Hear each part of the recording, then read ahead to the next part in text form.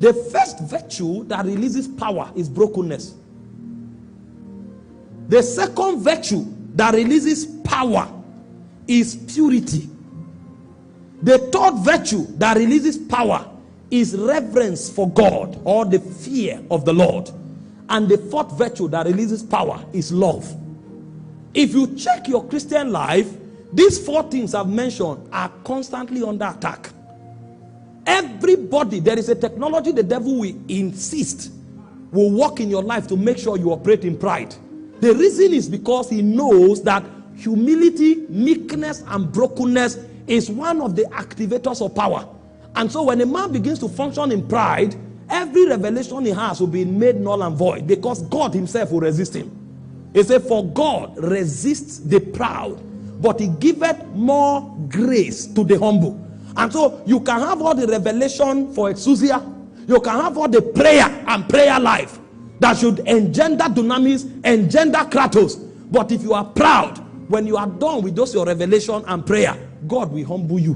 Because the route into power is humility first.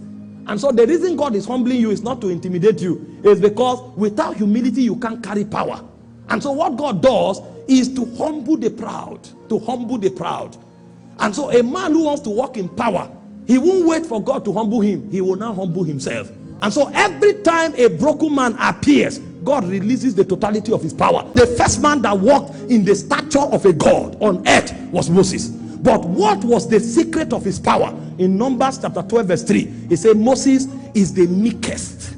That was the secret of his power. It was not a revelation, it was brokenness. He said Moses is the meekest of all men that walked on the face of the earth. In fact, a point came when other people who thought they were prophets wanted to attack Moses. Immediately the anger of God came down, and God began to warn a man for challenging another man, and he said, why were you not afraid?